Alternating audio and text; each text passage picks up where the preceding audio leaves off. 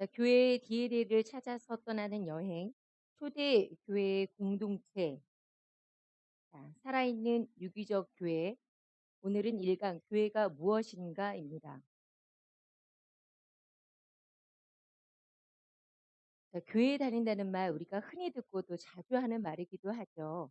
그러나 사실은 알고 보면 이와 같은 표현은 실제 문맥상 맞지 않는 표현이기도 합니다. 과거 1960년대 또 70년대 초만 하더라도 한국의 예배 장소에는 교회라는 간판이 아닌 예배당이라는 간판이 있었는데요. 하지만 언제부턴가 예배당이 아닌 교회라는 간판의 건물이 늘어나기 시작했고 오늘날 이러한 현상은 당연시 되어버렸습니다. 자, 대부분의 사람들은 교회라고 하면 곧바로 건물을 생각하게 되어 이제는 이른바 교회는 건물이다라는 공식화된 개념이 보편화되었는데요. 자, 교회는 점점 커져만 가고 있습니다. 자, 사랑의 교회 그리고 충현교회 너무나 아름다운 건물 현대식 건물로 유명합니다. 미국 캘리포니아에 있는 크리스탈 수정교회의 모습입니다. 2012년 파산하고 지금은 신천지의 건물이 되어버렸습니다. 자, 파리의 랜드마크 대성당과 아이슬란드의 레이카비크 교회인데요. 사람들은 교회를 하나님의 집으로 더 아름답고 멋지게 짓고 싶어 합니다. 그런데 교회란 교인들이 모여있는 성스러운 건물, 장소라는 이러한 인식이 과연 맞을까요?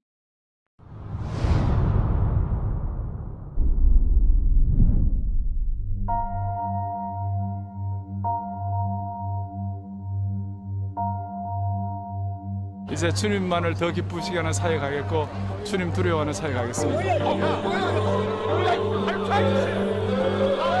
다시는 이 사탄의 세력이 정권을 잡지 못하도록 목숨 걸고 기도해야 될 줄로 믿습니다. 그래서 교만한 인간들이 제일 하고 싶어 하는 게 뭐냐면 자기가 심판하고 싶어요. 왜냐? 그래야 하나님 같거든요. 이병철이가 이거리가 이정희한테 준 건 되고 이건 왜 안 되지? 미국의 유명한 목사님이 이런 말씀을 하셨어요. 그리스도의 몸된 교회가 로마로 가서 제도가 되었고 유럽으로 가서 문화가 되었고 마침내 미국으로 가서 기업이 되었다. 한 가지 더 덧붙이자면은 한국으로 와서 대기업이 됐죠. 오늘날 한국교회 총체적인 위기는 교육자가 책임져야 돼요. 입만 살았죠. 실상은 주님 눈앞에 죽은 자와 같아요. 장난이 아니에요. 장난이 아니에요. 주님은 회개하라고 하시는데, 주님은 싸워서 이기라고 하시는데 나는 안 돼요. 이것이 오늘날 우리 모두의 형편이요, 한국교회의 형편입니다.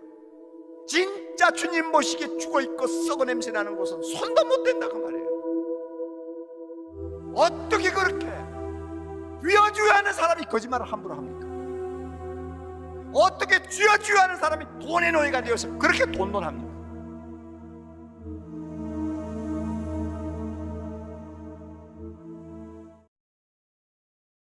자, 커바디스, 코바디시 도미네, 주여 어디로 가시나이까라는 뜻입니다. 요한복음 13장 36절에 나오는 말씀인데요.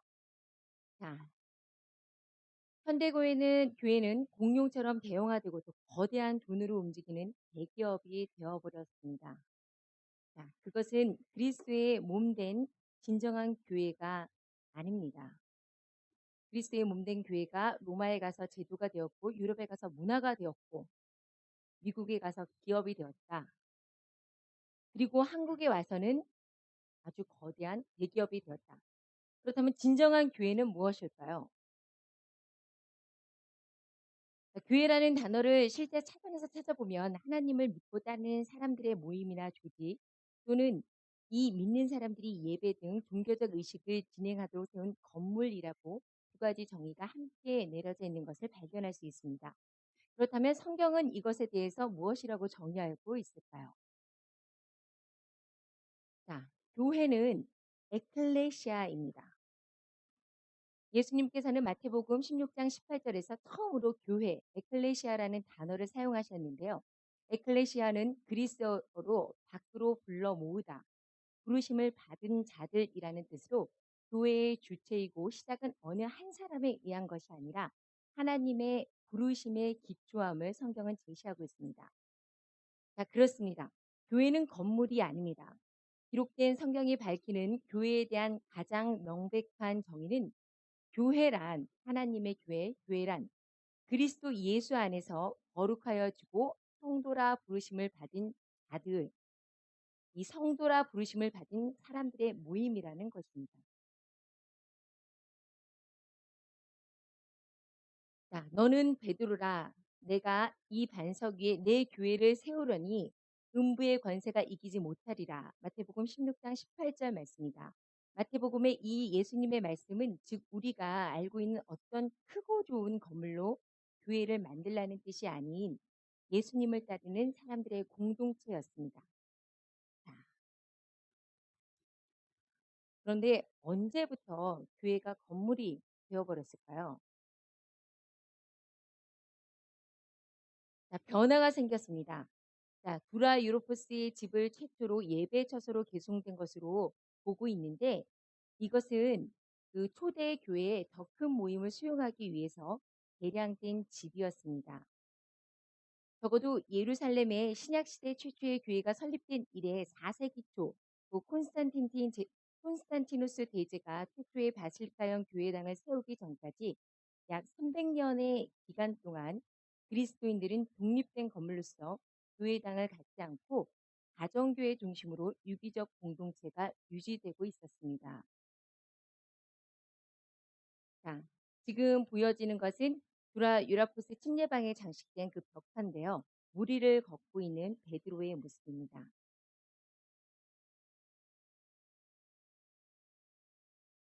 자, 기독교로 개종한 콘스탄티누스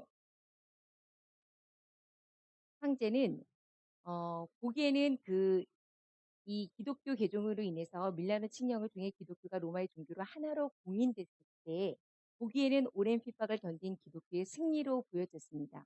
하지만 기독교인들은 황제를 극찬히 칭찬하며 신이 보낸 사자로 쌍수를 들고 환영했지만 이것은 함정이었습니다.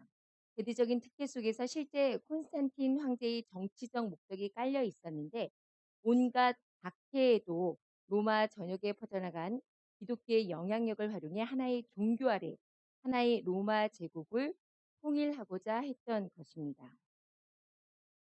자, 이것이 밀라노 칙령이죠. 자, 그가 참다운 개종을 하지 않았다는 가장 명백한 증거는 그가 개종한 후 몇 차례 살인 행위, 범죄를 저질렀다는 데서 분명히 드러나고 있습니다. 개종한 후에 자기 부인과 자기 아들을 죽였고 성경은 살인하는 자마다 영생이 그 속에 있지 아니하다라고 말씀하고 계십니다.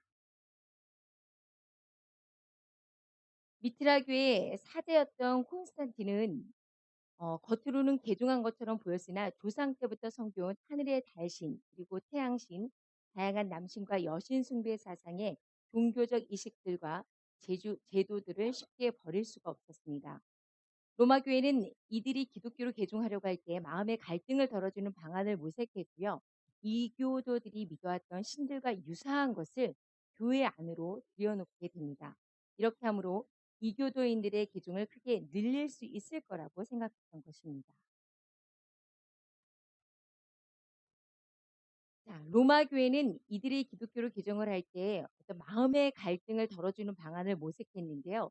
이교도들이 믿어왔던 신들과 유사한 것을 교회 안에 들여놓습니다.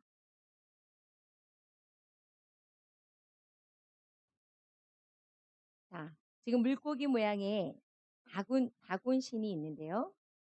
자, 다곤신이 변형해서 주교와 교황이 쓰고 있는 물고기 머리 모양의 주교관이 됩니다. 이 다곤신의 변형으로 그 이름은 미트라라고 하는데 놀랍게도 이 미트라라는 것은 고대 페르시아의 빛과 진리의 신 태양신 미트라스의 모자에서 기원을 했고 본래 태양신 미트라교의 사제들이 쓰던 미트러관을 로마 카톨릭 사제들이 그대로 이어받아서 쓰고 있는 것입니다. 자, 이집트의 달신 이시스와 호루스 마리아 숭배 사상으로 이어지고 지혜와 전쟁의 여신 아테나는 그리스 철학과 사상의 중요한 역할을 감당하게 됩니다. 그리고 태양신 숭배는 로마 교회에 완벽하게 침투가 되는데요. 베드로 성당의 중앙돔,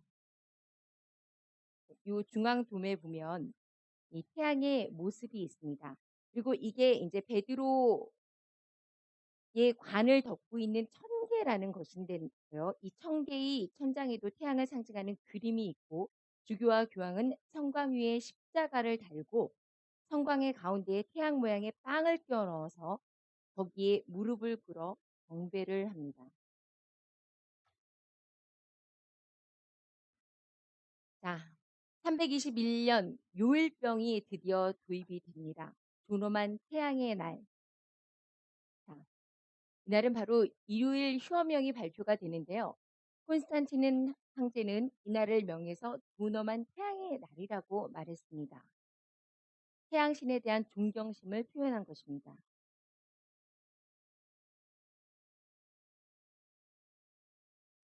자, 태양신과 예수님을 동일하게 인식했습니다. 교회 안에는 각종 태양상들이 장식되어 있고 태양신을 섬기던 사상들이 교회의 진리처럼 자리를 잡게 되죠.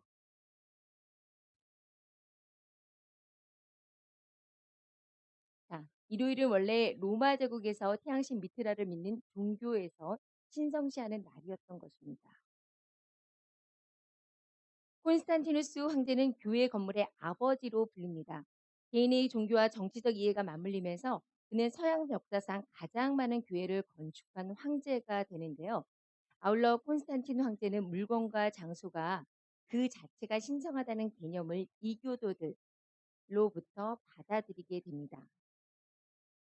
자, 프랭크 바이올라는 그래서 콘스탄티누스 황제를 그리스도인들에게 예배의 자유를 안겨준 그리고 그들의 특권을 확대시켜준 장본인으로 칭송받는다. 그의 이야기는 기독교 역사의 어두운 면을 가득 채우고 있다. 교회 건물이 그에게 시작되었다라고 말하고 있습니다.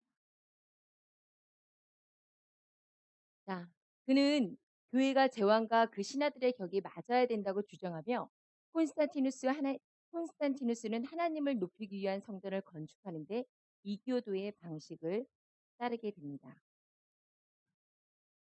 자, 그렇다면 최초의 교회 건물은 어땠을까요? 자, 이것은 레테란의 성 유한, 313년에 공사를 시작한 콘스탄티누스 바실리카라고 불리우는 바실리카 교회의 시작을 알린 건물입니다. 바실리카 양식의 교회 안을 들여다보면 성직자가 올라가서 의식을 접견하는 단이 세워져 있는 것을 볼 수 있고 성직자와 평신도를 분리시키는 가로막 또는 스크린이 있었습니다. 이 바실리카 교회 양식은 요즘의 학교 강당과 비슷한 구조고요. 대개의 개신교 본당과 이와 같은 구조를 가지고 있습니다.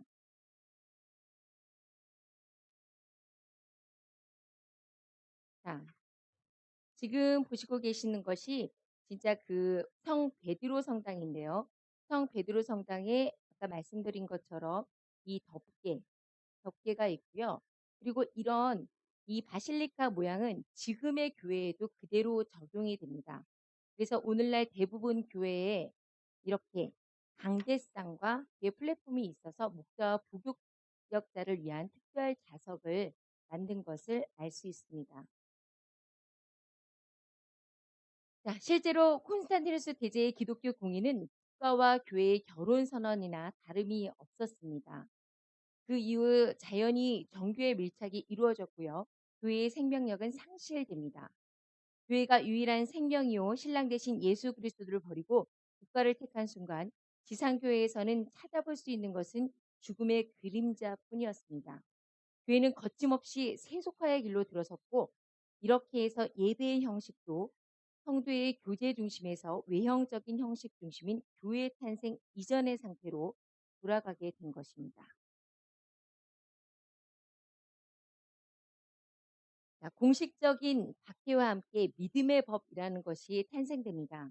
AD 380년, 자, 이 믿음의 법은요, 정통교회와 하나의 신조, 정통교리만 존재하도록 명령하는 사건이었는데요.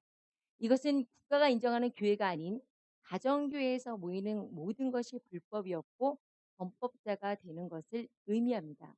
이것은 교회의 이름으로 교회를 박해하는 새로운 시대가 시작된 것을 알리는 것입니다.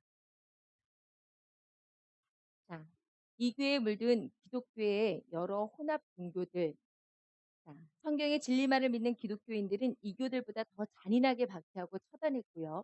마침내는 성경에도 없는 천국행 티켓인 면죄부를 만들어 돈을 주고 산업하는 기상천외한 악행까지 하게 됩니다. 자, 전통의 거대한 힘. 자, 당신의 주일 아침은 어떻습니까? 자, 주일 아침 대부분의 교회의 예배 시간, 찬양, 성경 봉독, 헌금, 설교, 아침 기도의 순으로 이렇게 진행이 됩니다. 자, 어느 순간 이런 구조는 예배 순서의 그 불가침 영역으로 인식되게 되었고, 그것은 단순히 전통의 거대한 힘 때문이라고 말할 수 있습니다.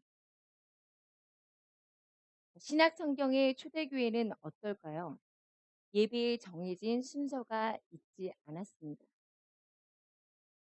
자, 정해진 프로그램으로 진행되지 않았고, 그리고 격식 없는 질문과 의견, 발언, 노래가 있었고요.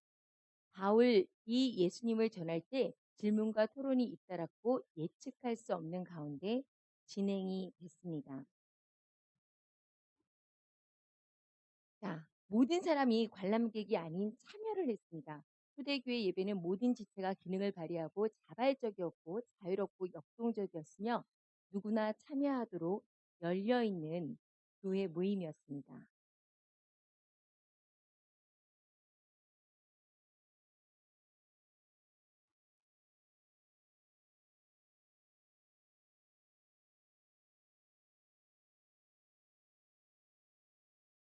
자, 그리고 또 초대교회에서는 어떤 계급이 있지 않았고요. 섬김이 있었습니다. 어떤 수직적인 관계가 아니고 수평적인 관계로 서로가 서로를 섬기며 협력하는 때였습니다. 그리고 그들은 서로 가족적인 관계를 유지하고 있어서 교회 안에는 상호 간의 사랑으로 지배되는 상호 간의 복종이 있었고 거기에는 계급도 없고 지배하는 것도 없고 권위주의도 있을 수가 없었고요. 그들은 가족이기에 서로 돌보고 책임졌습니다. 그들이 형제 자매라고 할 때 그것은 농담이 아니었어요. 그것은 말이 아니라 실질적인 삶이었는데요. 물론 모두가 어떤 면에서는 문제가 있는 사람들이었지만 동시에 그 사람들은 서로를 무척이나 사랑했습니다. 자, 예수님의 교회, 1세기 초대교회는 이 유기적인 교회, 소박하고 귀찮고 피곤했던 사람들이 성직자였고요. 거실집, 가정집 거실이 그들의 성전이었고 낡고 다른 옷이 그들의 복장이었습니다. 그리고 예수 그리스도가 그들이 사용할 수 있는 유일한 용어였습니다. 신약 시대의 초대교회의 이 폭발적인 성장의 배경에는 무엇보다도 신앙적 공동체의 모습이 있었는데, 자, 이들은 함께 모여서 예배만 드린 것이 아니라 예배가 실질적인 삶이 되도록 사랑을 나누고 세상에 예수님을 증거하고 그 삶을 지켜보는 사람에게 그리스도인이 무엇인지를 보였습니다. 자, 이것이 하나님이 일하시는 진정한 유기적 교회의 뿌리, 바로 DNA라고 볼 수가 있습니다. 자, 모든 개신교 중에서 적어도 95%에게 그들이 기독교인으로 참여하는 최고의 유일한 활동이 교회에 가는 것이다. 교회에 가는 것이 우리의 최고의 활동이고 세상 사람들에게 비춰지는 우리의 넘버원 이미지라면 그것이 기독교 신앙에 도달할 수 있는 한계점요 동창력이다. 자, 이런 교회 생활을 한다면 우리의 모습은 어떻게 될까요? 머리이신 예수님의 몸으로서의 기능을 잃어버린 채 일상의 행사처럼 다니는 교회, 예수님을 믿고 교회를 다닌다고 하면서도 전혀 변화하지 않는 현대인의 삶은 이런 사람들에게 교회는 천국의 길이 아닌 낭떠러지가 될 것입니다.